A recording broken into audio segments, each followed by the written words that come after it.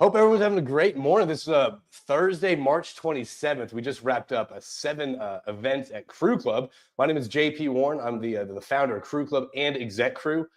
My sleep has been pretty bad the past couple nights, mainly because this pollen that's been kind of coming into Houston. So I might be a little bit off, a little bit behind right now. Just bear with me, though. My sleep has not been that great. I want to welcome everyone this morning who's out there. First off, I got to give a shout out to my beautiful wife, Monica. Monica, thank you for tuning in. I hope you learned. First off, you've been teaching me a lot of stuff when it comes to kind of the operation side of things. So I love how you're diving in on your work and kind of what you're doing. So thanks for tuning in, babe. I love you. What else is out there? So if you're out there, if you're tuning in, real brief, I'm going to keep this kind of real high level stuff. I'm not going to really dive too far deep into kind of what we've been discussing around the tables, mainly because I do a lot of event recaps on Energy Crew podcast, and you can find a more deep dive in if you go over to Energy Crew podcast. Check that out. I dive into kind of the end of the operator roundtables after each event, so it's kind of a more in-depth detail. But this is a really good high-level kind of a 30,000-foot view we're going to go over on the 7 events, and also kind of a more broad, common themes that have been popping up around the table. So who else is tuning in and saying hello? Joey, getting a bad echo, sir. Okay, I'm sorry. Appreciate that. Let me try to figure out what's going on. Hold up a sec.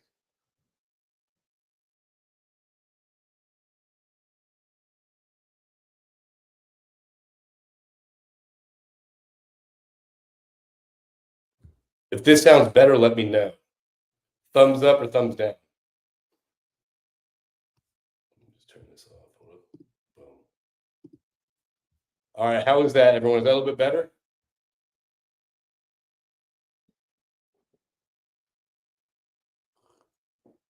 All right, I hope that's better. I just closed out some windows that might be. Okay. Okay, perfect. Thank you so much, everyone. All right, we're going to dive in. We're going to get this going. Thank you for tuning in, everyone. No echo. All right. Okay. Good morning, everyone. Oh, I love this. All right. YouTube sounds fine. LinkedIn user loves it. I'm reset. Okay, let's get this kick started. If you're late to this, I'm sure you can check this out because I will be releasing this as an Energy Crew podcast. Okay, let's start over. My wife says it takes me about 90 seconds to get through my nerves before I actually start getting in my groove. So I think we might be there yet. Welcome, everyone, on this Thursday morning, March 27th. I hope everyone's doing great out there. There's a lot of stuff going on in this industry, and I want to say this. If you have been affected by, we're going to go over the workforce reductions and all that stuff. If you have been affected by this, I did release a laid off to leveled up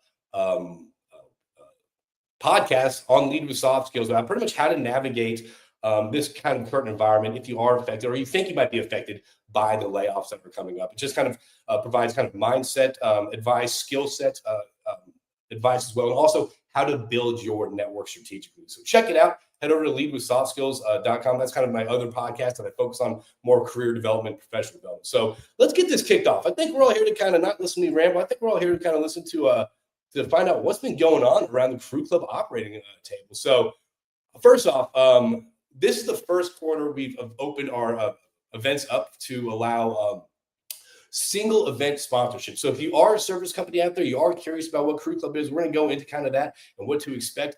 But there is a way that you can join the table as well, because we are doing single event sponsorship. Before, it was a membership that you had to purchase for like a quarter or 2 quarters. But now we're doing single events. So you can come to a location, sign up for that event, and join a seat at the table and dive into the conversation. So, all right, here's all the great sponsors we've had at the table, providing some great insights and feedback from the service side. So again, let's get into it. All right. The agenda today, we're going to go over kind of real briefly Q1 stats, what popped up in Q1, Q1 event recap. So we're going to go through each event on kind of the top 4 key takeaways from that discussion. And then we're going to pull back and kind of think, okay, well, what are the 4 common themes that have kind of occurred and reoccurred throughout each different conversation? Although we might have a topic series focused on maybe one subject, there's a lot of different tangents that would go on around the table. And we're going to dive into kind of what are some common themes we're seeing that every single area, every single roundtable we have, what are we diving into? They're going to be going into a couple of testimonies from people that have attended Crue Club events. I love these testimonies. It just makes me happy to read that people are experiencing such great experiences at our events. And then we're going to get into upcoming events and also how you can join the conversation out there. So if you have heard of Crue Club out there, raise your hand. All right, I see that's everyone out there. Good. So everyone's heard of Crue Club. All right, so let's keep moving forward. What Crue Club is, at the end of the day, people are like, what it's all about? What is this all about? At the end of the day, what it is, it's a curated series of invitation-only operator mastermind roundtables. I say it's operator mastermind roundtables because the conversations we're having around the table are very insightful, educational, a lot of knowledge sharing, a lot of best practice shared and challenges faced. So the subjects we dive into, it really is a mastermind because we're encompassing such a unique, all-encompassing kind of view on these subjects and deep dive into these subjects. So it is a mastermind roundtable, connecting E&P professionals through strategic no solicitation discussions. We bring about 20 people in a room, majority operators, and we sit down, no solicitations, and we dive into a subject that's kind of driving the industry forward, what's holding us back, and kind of a collaborative approach on how we can approach these difficult subjects. So that's pretty much the essence of Crue Club is, and we've been doing it for about 3 years. So in Q1, we had 7 topic series or roundtable events occur. We started off in Houston with Sion Harris over at Chevron, then went to Midland with Drew Limbacher, and then went to Oklahoma City with Jeremy Entz with Ascent Resources. Emily Easley spoke in Dallas, and then I covered the Denver event in February. And then Rory Chalmers came in Midland and had a great conversation about pretty much how to navigate workforce reductions. And then Brandon Connor, the SIMOPS completion consultant, had a fantastic discussion on SIMOPS, being effective safely and communicating effectively in SIMOPS. So we went from everything from leadership kind of conversations, professional development, to what private equity and private operators are doing in this space, to how to actually the extended laterals, how deep should we go and could we go, and energy policy. We covered a lot of different stuff in AI. We're going to dive into kind of what we covered and some key takeaways from that. So, all right. I think I had a good radio voice. It's all this pollen in the air. It gives me a good radio voice, I think. Not a good webinar face, but a good radio voice. All right. So in Q1, again, we are very proud of this. 71 operators in a quarter. Some events might have that with probably in the first 15 minutes of people walking in that environment, such as a conference and stuff like that. However, I'm proud of this because our events we keep that small. We keep our events 20 people and below. That's to foster genuine connections. That's to foster engaging conversations. So we had 71 E&P operators from 41 E&P companies, and that kind of roughly equates to over 25 hours of uninterrupted, cell phone free, solicitation free conversations with E&P operators. And you can find out that a lot of the people that attend the events are manager or above. 55% are manager or above. So 37% are manager director, 20% VP or above. This is primarily drilling, completions, production, heavily on the operations side. So since we started these, so we've been hosting these events for about 3.5 years, but we really started dialing into the knowledge sharing portion in the beginning of 2024. Since beginning of 2024 until today, we've had 335 E&P operators from over 160 E&P companies. I just think that's pretty cool. So, all right, let's dive into it. I want to give a special shout out, special spotlight, highlight. If you are a company out there looking for some great people to join your organization, I want to give a shout out to these 3. And I'm going to throw in Luke Pumphrey as well, but he doesn't have a LinkedIn profile pic. But Omar in Oklahoma City was formerly a DNC and completions manager over at Chesapeake. He's led several topic series events. Just great person, great, genuine guy to have at the table to provide insight, both on the service and the operator side of the table. I think he provides some great perspective to the table. Same with Kate Hyken in Houston. She was previously Oventive. As you can see, she's led a large decision-making on the capital side, but also she's a phenomenal leader and develops people under her and great leadership skills too. So Garrett Jeffrey up in Dallas, who was doing BD Reservoir over at Murchison, legit, great guy. All these people have led topic series events, and it's very impressive to have them at the table with their insight. I see how they work with people. I see how they connect with people, and I see the conversations they're having. I just think all these 3, Luke, you're out there, Luke Pumphrey up in Dallas, who worked with Garrett, would be great assets to any team. So connect with them on LinkedIn, say hello. If you have an idea how to help them out, please reach out to them. All right. Oh, man, this testimony just popped up here. I thought this would be at the end. Oh, well. Okay. All right. Well, Jordan Jackson, the completion manager at Oventive, as you can see here, he's joined several events at Crue Club. What's cool about this, he not only goes to the ones at Denver where he lives, but he's also attended one in Midland. And now that he's covering Oklahoma City, we're going to try to get him an Oklahoma City one too. But this is the power of Crue Club, the ability to create genuine connections. I didn't know Jordan before Crue Club. since Crue Club, since we started coming to the table, him and I have developed a friendship. So again, it's genuine connections that last beyond the event's conclusion. So Jordan, thank you for coming to the events. Thank you for your kind words. Really appreciate it. So he's gained insights, advice, and connections that will help him navigate through the various aspects of life and his career. All right, let's dive into the first roundtable that we had. This is with Sion Harris over at Chevron. He's the senior technical advisor over at Chevron. And I asked him to come to the table and lead a discussion. And this was in January, right after the election.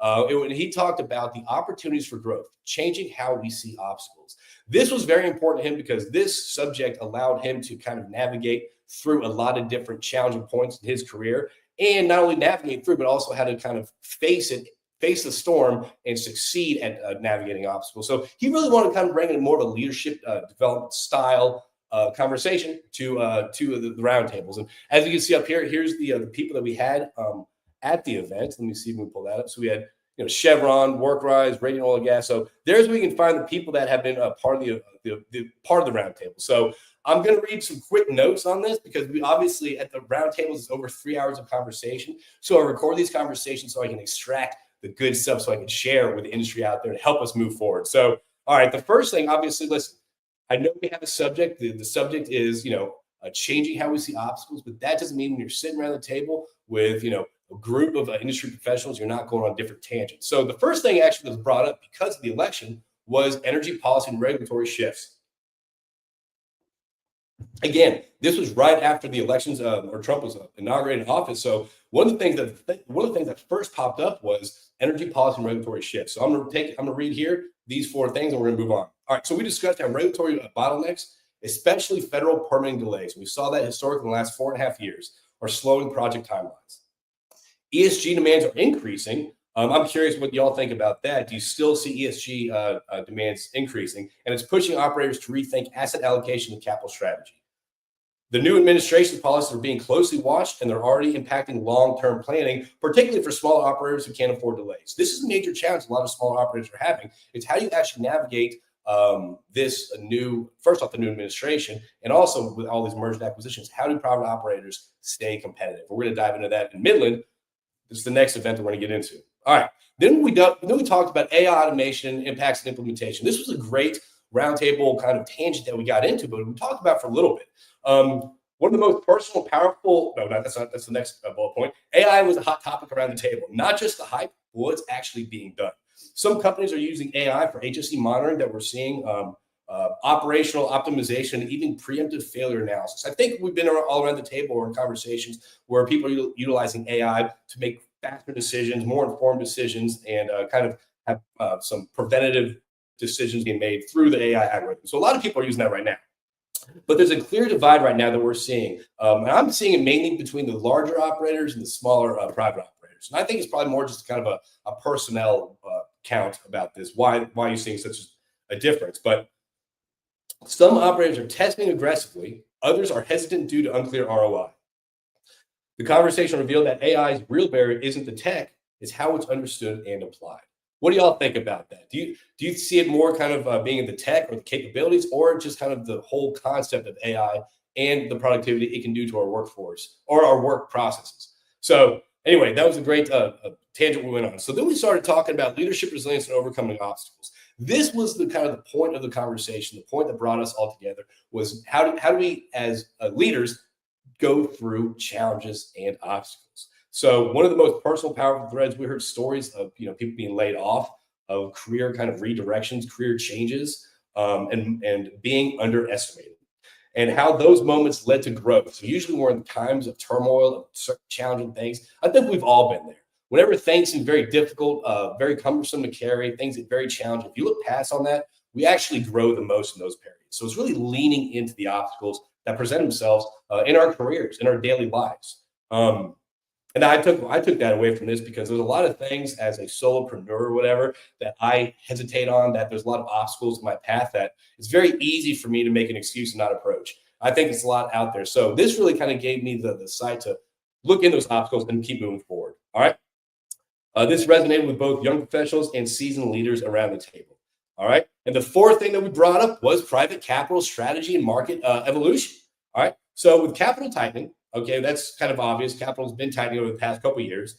Private operators are now pivoting. All right, there's a shift towards more creative niche strategies. Smaller overlooked deals are back on the table. So historically, deals that weren't looked at by private operators just because it didn't make sense now are being reviewed again. Now you're finding more of a customized niche approach by private operators. And you have to. Smaller overlooked deals are back on the table. You said that. Interestingly, several attendees mentioned a return to conventional plays in Texas, where the economics are easier to manage. The tone was one of adapting quickly and staying agile in a changing environment.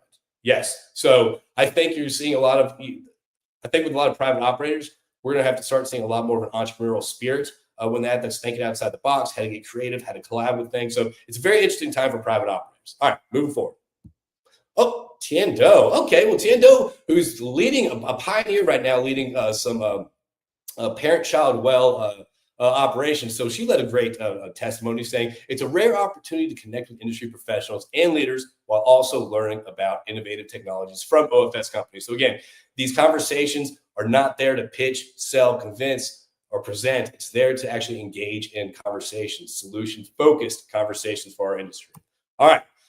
Drew Limbacher crushed this. So what's interesting about Drew Limbacher actually kicked off the first Operator Roundtable series in Houston, Texas last year in 2024. This was after the successful sale of Vencer when he was COO.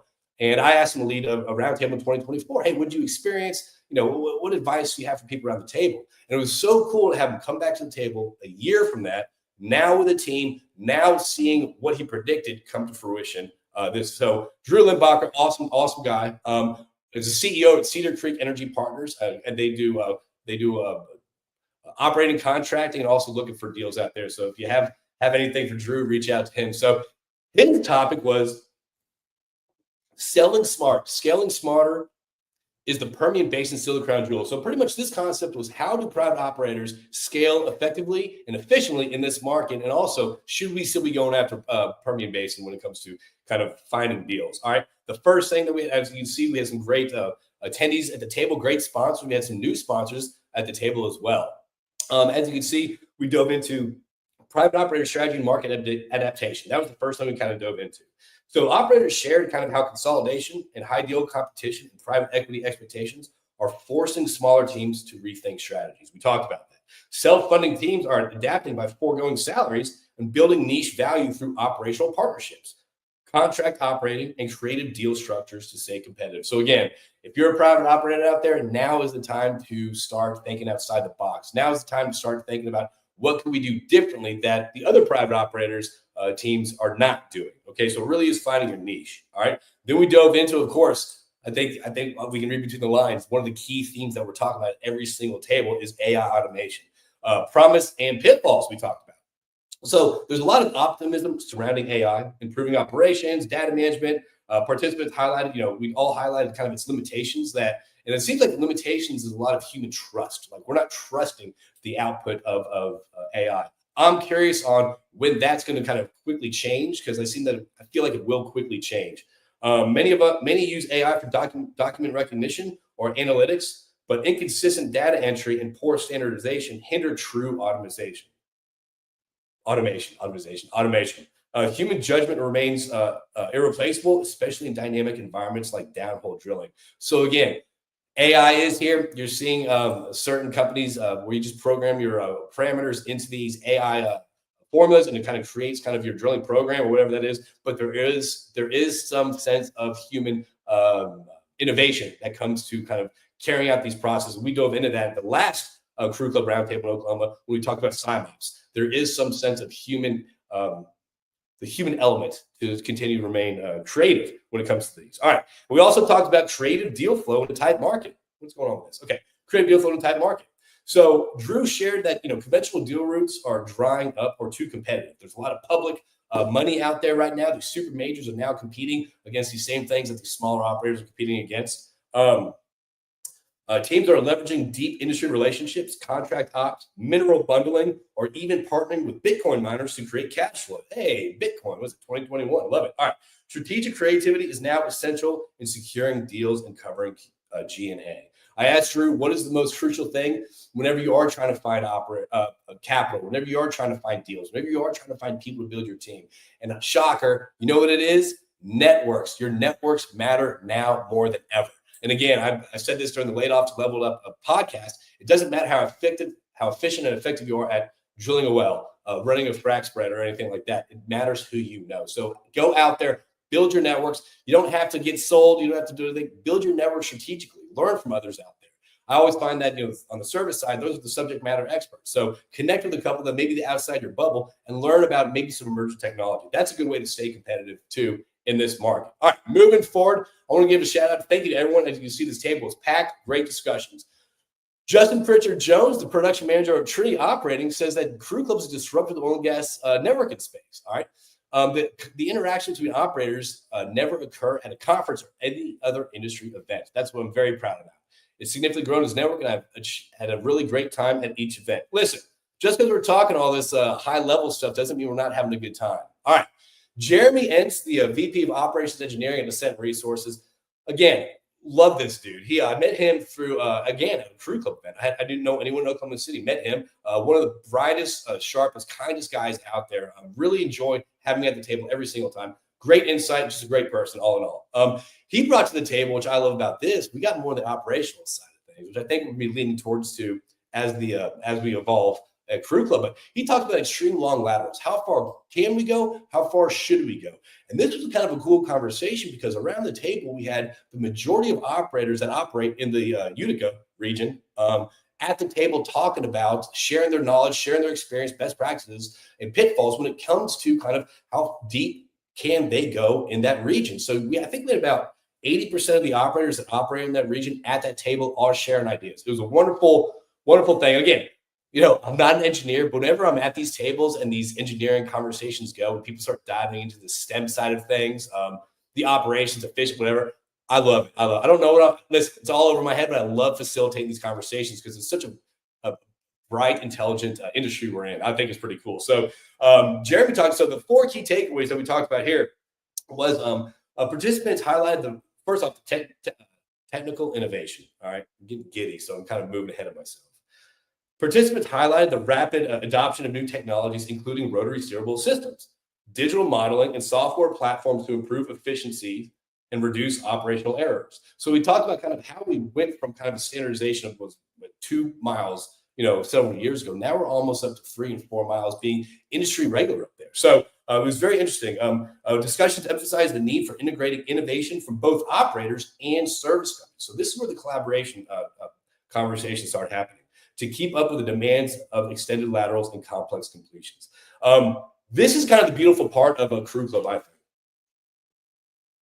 So a lot of times solutions are formed with an idea of what the customer wants, with an idea of, I think this is something that might fit kind of what they're looking for to increase efficiencies or whatever that is. However, usually after so long, the service companies put in money, and they go out and kind of pitch it or try to put it into their customers' hands, and it's not what they want. So these conversations that start from square one around the table, what are the actual challenges? What are the actual solutions we're looking for? It really is a great square one base to start kind of having these impactful conversations that are moving the industry forward. So the second thing we talked about was operational risks around the table with doing extended laterals. So as laterals get longer, risk mitigation becomes even more critical.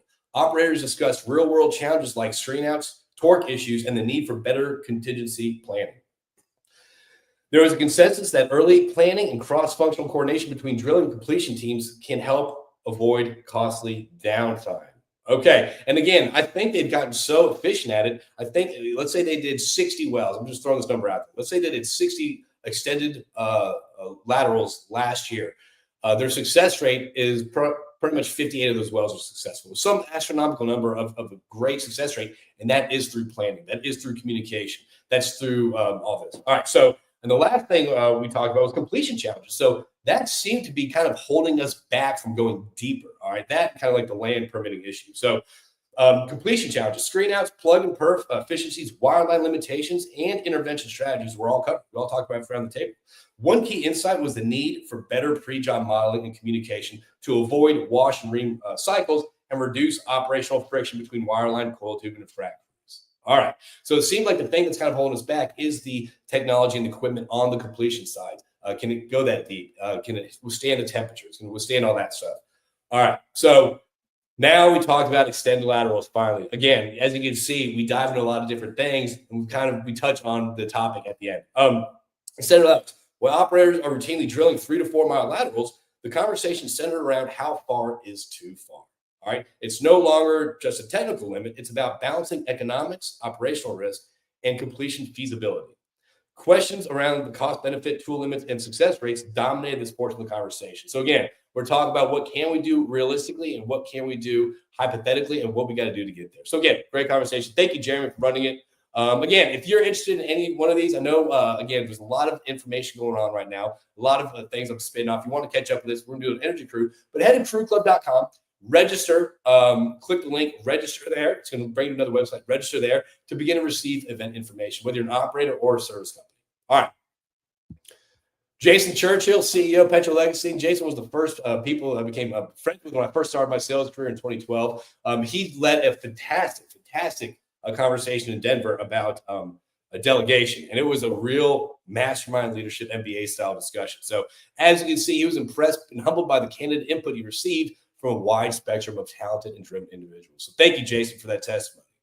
Dallas, we had Emily Easley lead a discussion. Emily is the CEO and founder of Novos Energy Advisors out of Washington, D.C. She works very closely with a lot of federal agencies and companies to help navigate through energy policy. So we brought her in to kind of lead her expertise on what she's seeing on the federal level. So she discussed, her topic was where the molecule meets the electron, navigating gas-electric integration and policy transitions in 2025. Okay, so as you can see, you saw up top, you see everyone that participated around the table, the conversations we had. So the first thing that was brought, the key takeaway, was federal energy policy and political influence, okay? The discussion emphasized how current and upcoming federal administration policies will shape the energy landscape, all right? Appointments and strategic messaging out of D.C. were highlighted as pivotal reshaping oil and gas operations, permitting, and investment strategies. So again, having more of a connection, having more of a conversation with D.C., what's going on with that, all right? Regulatory challenges and opportunities. While federal regulation is tightening, LNG bans, methane rules, permitting restrictions, there's real opportunity for the oil and gas sector and how companies adapt and navigate this new environment. The key is knowing where to look and staying informed on policy changes. So again, we talked about this last year. We had Ryan Walker, who is over at Shoemaker Advisors from DC. He's going to be leading one in Fort Worth this year in April. But he came down and he said, listen, if you do want to if you do want to stay competitive advantage, if you want to be competitive, if you do want to stay up to date, and you want to be reactive, it's getting involved in energy policy, whether it's local or on the DC level. Just having some awareness of what's happening on the federal landscape is extremely important in this day and age. We talked about natural gas, renewables, and the grid. All right.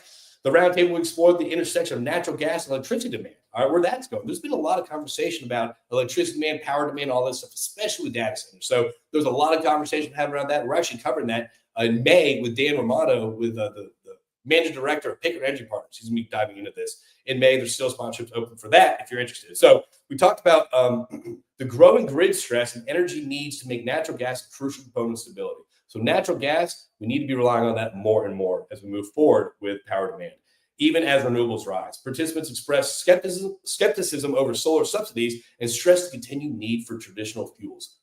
I think we all understand the importance of having reliable, transportable, affordable fuel at the table, especially if you're diving into this with me today. All right, and now we're talking about the disconnect between DC and the industry, and you're seeing this a lot more right now, especially with Chris Wright.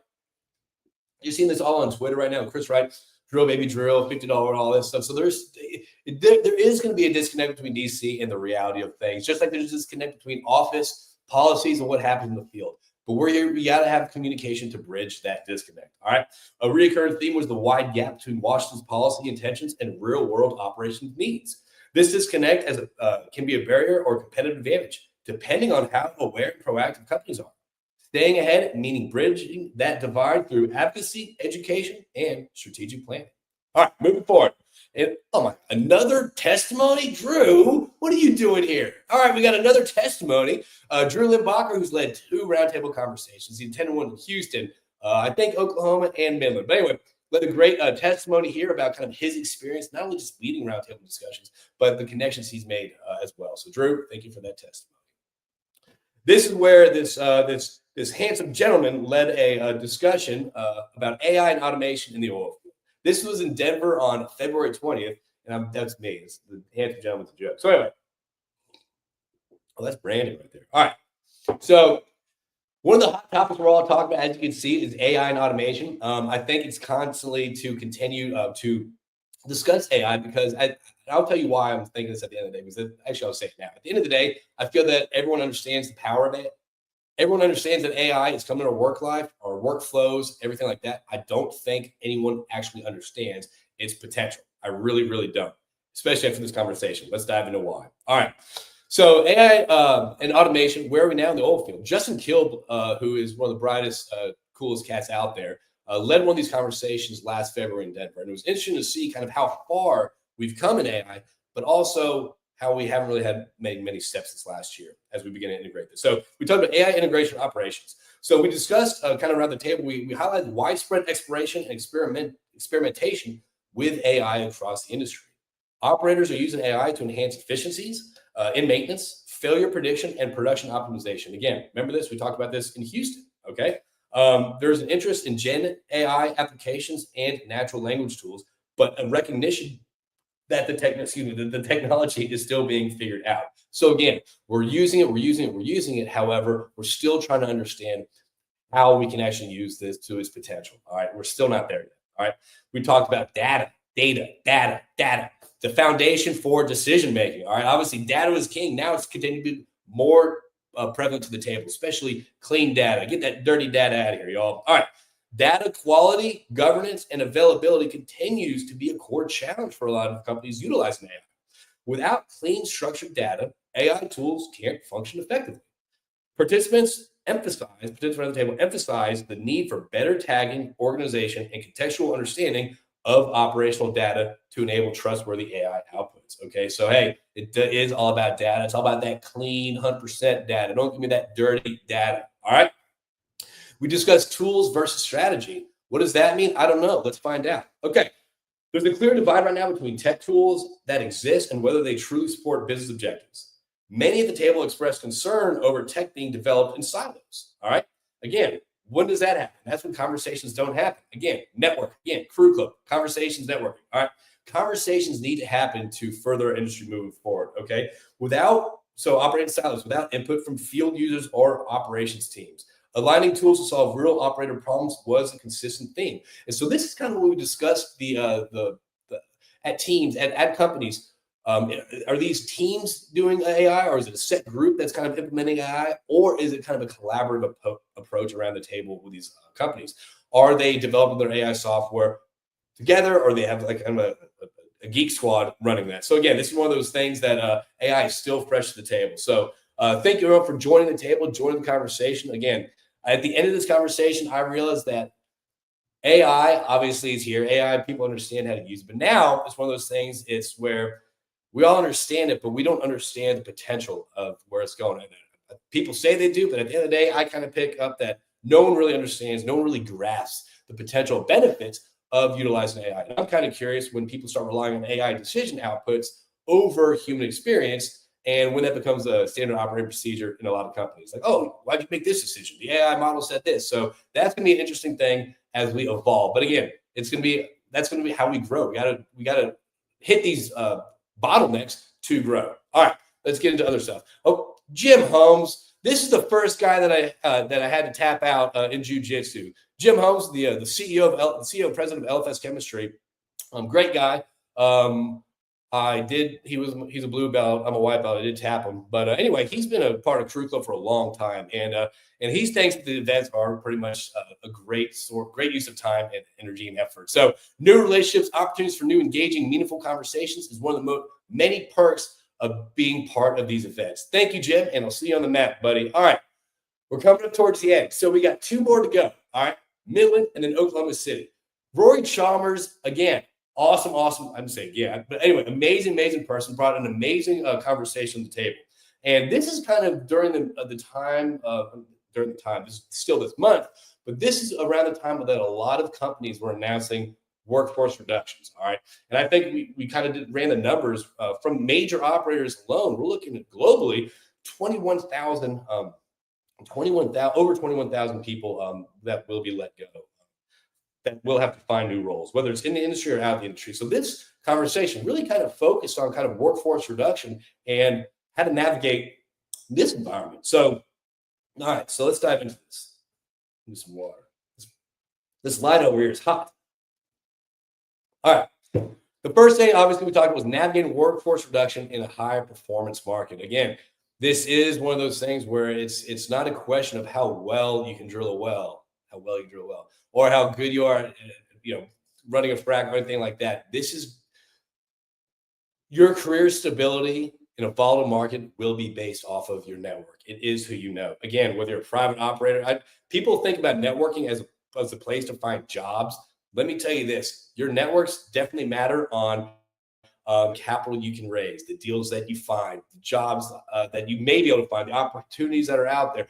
It's not just finding your next job. It's understanding the industry more. It's understanding what's out there more and see if you can help other people out there. So please go out there and build your networks. All right. Take a lunch with someone that you've never taken a lunch with. You never know who you're going to meet. All right. So, all right. The first key takeaway: despite strong oil prices and company profitability, workforce reductions continue. Okay. And they will continue. Rory shared that he's personally experienced 5 downturns in his career. 1 in the first half of his career and 4 in the second half of his career. So think about that. The booms and busts, that's kind of flatline. Just kind of, I feel like it's going like this. But anyway, the conversation highlighted the differences in today's busts or today's reductions versus previously, where companies are now doing more with less. And we've all talked about it, but now we actually can utilize AI and automation. All right. And the importance of staying agile and connected in today's environment. Downsizing is no longer only a cost-saving strategy during downturns, but part of an ongoing operational shifts. And this is one of those things too. It's like we've been doing Crue Club for about 3.5 years. And a lot of times we'll extend the invite to people and they might be busy. Life might get in the way. They might be secure in their job at a VP here, a manager here. But whenever you are met with the workforce reduction, at the end of the day, you need to have your network. And then they reach out and they're like, hey, I can join the table now. Well, you should have been building your networks in 8 months because there's been a lot of reductions in that 8 months. A lot of people, talented people on the market, so that are 8 months ahead of you. So again, don't wait till you need. I always say networking is like a garden. You don't plant it when you're starving and you need the nutrients. You plant it when you have time, energy, and effort. So remember, build your garden. Okay. Then we got into outsourcing and AI integration, impact on engineering operations. This is what I thought was fascinating. All right. So many operators shared concerns about how AI and outsourcing are changing the roles as an engineer. Standardization allows for easier handoffs, like the whole cookie cutter model, but risk of losing institutional knowledge and operational nuance. All right, participants voiced concern over engineering jobs moving overseas and how AI is replacing or should augment technical decision making. We talked about this. Now there's over 2,000 engineers, I think in Bangladesh, that a couple of super majors are now outsourcing engineering. So as an engineer, I think that's just one of those things that it's a reality that you face. Like engineer jobs are being outsourced now. Will that come back? We're not there yet, but potentially it might. But how do you stay competitive? How do you stay competitive in this market and to increase your chances of having a stable career? That's through your networks. That's through understanding what's happening in the industry. Hint Crue Club. All right. We talked about the decline of mentorship and knowledge transfer. Okay, so as the workforce shrinks and the senior talent exits, the industry has experienced a mentorship vacuum. All right, instead of investing in the next generation, some organizations are focused solely on output. Several participants emphasize the importance of active mentorship and knowledge capture to ensure future operation successes. This is one of those things we talked about. Mentorship is not management. Management is not mentorship. You need to find mentorships within your organization or mentor other people. I don't care how much experience you have. You could be a mentor. Reach out to someone at your company. You could be a mentor to someone older than you at your company if you understand whether it's this new tech AI or anything like that. So mentorship can work both ways. All right.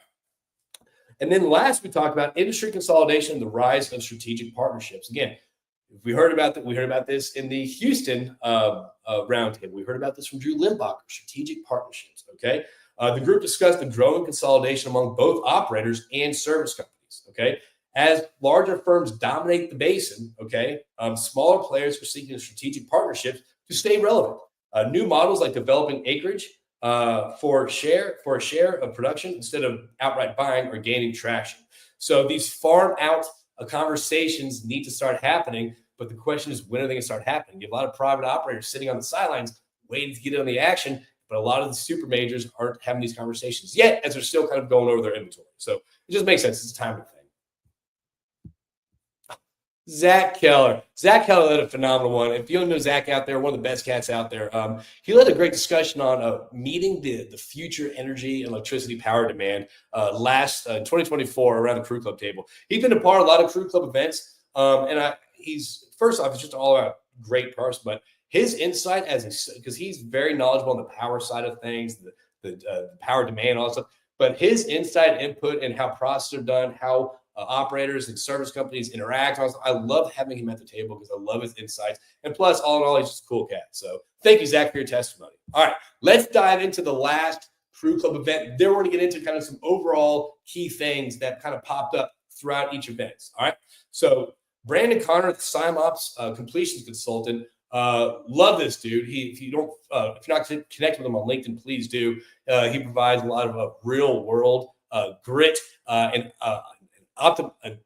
optimism in this dark oil patch. Love Brandon, and so I asked him to lead a conversation, and I want him to kind of talk about. I think he's a pioneer when it comes to SIMOPS in the field. Very knowledgeable, knows what he's doing, and I love having him at the table to lead this roundtable discussion about SIMOPS. So, again, we talked about, again, you can see the people here that are at the table. We talked, the first key takeaway was communication gaps in SIMOPS. All right. We emphasize that even the best plans can fail without clear, real-time communication across multiple departments. Okay. Again, communication is key. Just because you say something and you think you mean what you say doesn't mean that other person understands what you're saying. So clear communication is key. Again, that's something that I teach over at Exec Crew, but communication, how we properly communicate, so the other person actually understands the direction we're going, is so crucial to SIMOPS in a lot of different operations. All right. Misalignment between drilling and completions or poor relay of critical updates often creates unnecessary hazards and inefficiencies. So at this point, it's not about being efficient. Now it's about creating hazards if you're not communicating effectively. That is, again, I highlight this in Exec Crew. Communication is key. It's how we communicate is extremely important. All right. Then we brought in the value of SIMOPS coordinator. All right. Brandon talked about the emerging best practices, actually bringing in someone to kind of lead the SIMOPS coordinator who brings departments together and ensures all operations and updates flow through one centralized point of contact. I think that is extremely important, especially in SIMOPS, as you're trying new methods, as you're trying new approaches. You all have to be on the same page because things can go wrong and people can get hurt. So understanding everything that's going on from a 30,000-foot view dialed in, having that SIMOPS coordinator probably will be beneficial. Don't wait to have the experience before you actually have the role, if that makes sense. All right. Field level ownership of safety. Safety isn't just the HSC team's responsibility. It's about ownership at the field level. Brandon challenged operators to build safety-first mindsets across every discipline, especially during high-risk SIMOPS scenarios. Again, safety is king. If you're not being safe, you're not going to operate. So again, safety is king. All right. Then we talked about standardization versus field flexibility. This is where we kind of talked about, okay, listen, there's a lot of these models right now. You can plug in parameters and AI this, AI that. Brandon had a great point. He's like, hey, listen, at the end of the day, I love technology. I think it's definitely needed. I love incorporating it. I love bringing it to the table. However, at the end of the day, an AI model is not going to come up with a new idea or a new safety border or something like that whenever you are doing this. So again, the human element, when we are on the forefront of SIMOPS, we are on the forefront of, again, George Jackson, Trimul-Frac and all that stuff. Communication will continue to matter very, very highly. So that concludes the roundtable portion that we had. And those were specific takeaways from the events. Now, I want to dive into kind of the four things that we saw around all these different tables. All right, number one, a common theme that we all talked about was workforce reduction and industry efficiencies. All right, I think Rory Chalmers had this stat that 10 years ago, the industry took 600,000 people to stay functional. Now, 10 years later, that's 380,000. That's, I think, a 37% reduction in workforce. Yet, we've increased energy production by 47%. Okay. So these gains in efficiencies are due to automation, AI integration, and outsourcing, particularly of engineering roles. All right. This creates significant skill gaps and knowledge loss experienced with fewer mentorship programs and shrinking pipeline of petroleum engineering students. So this is kind of a two-sided situation right here. One takeaway that we all have is, hey, listen, go be productive, find a mentor. Yeah, this is a great way to phrase this. Wow, 100% wow. It's insane. That was a great way to kick it off because it shows you the reality of our constantly shrinking, consolidating market. But what that means is how to stay competitive, how to stay relevant is understanding the things that are driving this industry. And that's through not, listen, AI is extremely important, but also that's through human HI, human interaction, human conversations. Okay. All right. Thank you, Joe. Hey, appreciate you. Thank you, Joey. Be good. Have a great day. All right. Then the second thing we talk about, obviously, is AI and automation, innovation with uncertainty. Companies are testing and employing AI at different levels from driverless. Oh, wait, hold on. This is pretty cool. Okay. One quote from the workforce productions from Midland Roundtable is, we're producing more with less. But when senior engineers retire, who's passing the knowledge on? And I think stuff like Collide and a lot of these siloed AI models are trying to do that. But is it capturing everything? All right. AI automation from the Denver Roundtable. We're still unsure of AI's full capabilities, but the companies who figure it out first will lead. And I think we will be seeing that. So companies are testing and deploying AI at different levels, from driverless sand trucks. We saw that with Atlas. I think it's Atlas Energy Solutions. They had the driverless sand trucks out there, which is to me fascinating, to automated completions. We talked in Oklahoma City that the prediction is in a couple months, maybe a year, it's getting to the point where all you do is just plug in parameters on a frac spread, and they'll be doing that. So the frac engineering, all that stuff won't be as necessary. All right. Most see the potential for decision-making and efficiencies, but there's still a lack of clarity about long-term impacts and roles and on operations. So again, we're at the frontier of this. AI has been in our lives for a year and a half, primarily the majority of us using it. I think we're just at the cusp of actually understanding, not even understanding, just utilizing it. I don't think we understand what we're utilizing it yet. You're using it for this, using it for this. There's no general consensus of how companies are utilizing AI. Adoption is faster among larger companies because I think they can allocate resources and teams. But even smaller operators are exploring digital integration to remain competitive. What took hours to get permittings, now people are doing that in minutes. So it's kind of cool to see the efficiency. But my question is, if you have all that free time, now what are you doing? Where do you spend your time? Hopefully you're doing something you enjoy. Energy policy. This was another thing that was brought up kind of at every single event that we had. From the Dallas Roundtable, it's hard to plan when the rules keep shifting. We need policy that matches operational realities. Who was I having a conversation with about this? Oh, yeah, Brandon. So I was talking to Brandon Connor about this, about kind of like what's going to take for this industry more stable, for things to start flowing, capital start flowing in more. And in reality, it said the industry has gotten political. So now people are very hesitant about deploying capital in the market when in 3 years things could change, in 4 years things could change. Nothing's guaranteed. So again, the risk to invest in domestic oil and gas is still there. So now, how do you navigate that? So number one, conversation in Dallas and in Denver highlighted uncertainty around federal regulations, permitting tariffs and LNG export bans. So again, how do you plan your business when there's all these exterior environmental things that you can't control? All right, there's a disconnect between DC and the field, especially on natural gas and infrastructure policies. I think we're way behind on infrastructure policies, and that's a bottleneck that a lot of people know that we all talk about, but I'm not sure what's being done about that. It's nerve-wracking. Operators are looking for predictability and smart advocacy to bridge policy with operations. Man, predictability. Hey, let me know when we figure that out. All right. Then the last thing we talked about was operate. I want to, again, Crue Club is moving towards more to operation conversations. But we talked about operations, extended laterals, SIMOPS, and execution risk. All right, extended laterals continue to push boundaries. We're seeing now the U-turn wells. Now we're seeing paperclip wells. We're seeing We're seeing these crazy designs that are out there. To me, I think it's interesting and fascinating. It's actually pretty cool. All right, it's like kind of writing like your name in the sky with clouds. Let's get a JP plus MW. All right, but the biggest limitations on the completion side, particularly the equipment. Can the equipment reach the lengths? Can the completions equipment withstand the temperatures and the depths? Around the table in Oklahoma City, I guess not. So SIMOPS was a standout topic with major focus on communication, leadership, and on-site decision-making across crews. The evolution risk profiles require better collaboration and transparency between drilling, completion, and production teams.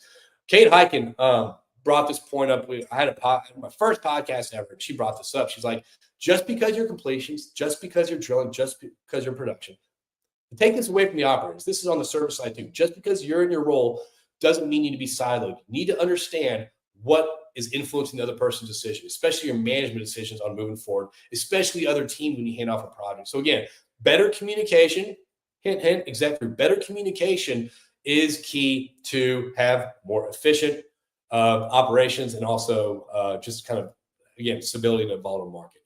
Upcoming, I am very excited about this upcoming, again, this isn't up to date. This isn't up to date. We're continuing to add decisions. We're continuing to add decisions. We're continuing to add discussions around tables. So again, this is just what we have confirmed right now. We got 2 exciting announcements to make, which is why you need to head over to crewclub.com, register there so you can stay up to date on, number one, where we're having these events, what the topics are going to be, and how you can get a seat at the table. Again, operators, invitational only. Service companies, if you want to join the table, single event sponsorship is open. We have one upcoming in Houston with Alex McDonald's going to be talking about how to increase collaboration and transparency between operators and service companies. That's going to be April 3rd. We're at capacity. We're sold out. Sorry. You should have hopped on before. April 10th in Denver, we have Craig Miley, the senior manager at DNC of U.S. operations at Oventive, talking about balancing speed, cost, and quality in operations. We have 2 sponsorship spots open for that, and a few spaces remaining for operators, not many. So we're expecting that to be at capacity. So if you are interested in joining, sign up, register, reach out. Fort Worth, we're bringing Ryan Walker, our buddy from D.C., to lead another conversation about navigating energy policy on the federal level. I love Ryan's insight. He always comes in, brings in some. You talk about bridging between the service side or the industry in D.C. Ryan is a steadfast proponent of that. That's what he's doing. That's what he's trying to do. We have Levi Harris, the production manager at Permian Resource. We're still finding a topic. He's really diving in on something that's going to benefit not just his team, but to the industry out there. So I'm excited about his topic out there. And the red numbers you see above all these names are the number of sponsorships we have available. So don't wait. Sponsorship is getting full. All right, Houston, we have Dan Romito, the managing director of Pickard Energy Partners, talking about the energy, power, and water paradigm for Texas. So that's going to be an interesting thing on kind of Dan's been leading this. He's an advocate about the industry, so it's going to be a great conversation how we discuss the energy expectations with energy realities. Bill Knox, the VP of Operations of Anschutz, will be leading a great conversation in June. Kate Hyken is going to be leading what? No way. Yo, what's going on, Alex? Thanks for tuning in, man. I appreciate that. So Alex is tuning in. He's excited. It's going to be great. I'm excited about that too. Again, Alex, I met Alex through a Crew Club event, started coming to the table, started providing this insight. Again, love having people of Alex's caliber at the table, just being just great insight, great perspective, and great kind of collaborative conversations. And I think he wants to move the industry forward just as much as everyone at the table. And I love the people that show up at the table. All right. Kate Hyken is going to be leading a conversation in July about human engineering, leveraging the human element to drive operational excellence. And then Mike Umbro, my bro from California, who leads the California Energy and Science, whose whole thing is kind of highlighting energy realities and how poor energy policies affect consumers of California. And he's done great things over there, but he's going to be leading a conversation in Denver in September.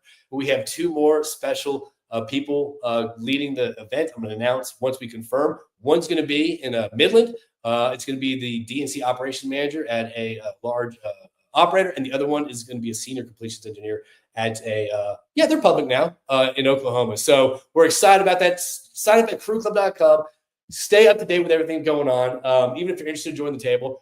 Thank you to all of our sponsors who have joined the table. We have some sponsors who have joined us previously in the past, but also we have some new ones out there. Detection, Workrise, new to the table, Well Drive, LFS Chemistry has been around for a long time, Intelligent. All these people who join the table all provide some great insights and powerful conversations. So that being said, look at all these smiling faces. Look at all these smiling faces. That's what it's all about, all right? Good people around the table, good food, good conversations, and good opportunities presenting themselves. This is kind of cool. This is when we first started Crew Club. Where we're at now, we started in 2021 Q4. We've had over 1,300 operators at the table. So I just want to thank everyone out there for tuning in at this energy policy, at this roundtable recap. That is 55 minutes of me talking, rambling. Thank you so much for tuning in. If you have any questions you want to chime in or any insights you want to take, throw them in the comments here. I'm probably leave this open for another 30 seconds if there's no dialogue. But again, you can find us on Energy Crew Podcast. We'll be releasing it on that. But if you want to join the table, you want to see at the table, there's no better way to get connected strategically and also to have better conversations. So I want to thank everyone out there for tuning in. Is there any comments, gripes, complaints, things that people want to share? Interesting things out there? Bueller? Well, on that note, I'll take that, babe. Thanks for tuning in all day. Everyone, I hope you have a great day. Monica, I hope you have a great day as well. Better than most, just because you're my wife, and I can say that. So I want to thank everyone out there for tuning in. Please, at the end of the day, there's a couple things I'm going to say. Number one, AI is here. I would say this, whether you understand it or not, dive into maybe let me get my thoughts right. Okay, we talked about it. All right. With AI, try to learn something that can optimize your workflow a little bit faster. Sorry, Adam. I'm losing focus right now because of poor sleep. But hey, Adam, thanks for tuning in. Great seeing Adam. But yeah, if you are out there, utilize something AI. Start incorporating some AI in your workflow. What can you learn outside of what your company is doing to increase your efficiency, save time? I think learning about AI and understanding it is the only way to start kind of diving into it. Number two, obviously, keep networking out there. Build your network strategically. Who do you need to be around? Who do you want to be around? Who should you be around? Make a list, connect on a genuine level. Stop trying to sell things to people if you're a service company out there. Interact, build relationships. This is where everyone's going to benefit from this. All right.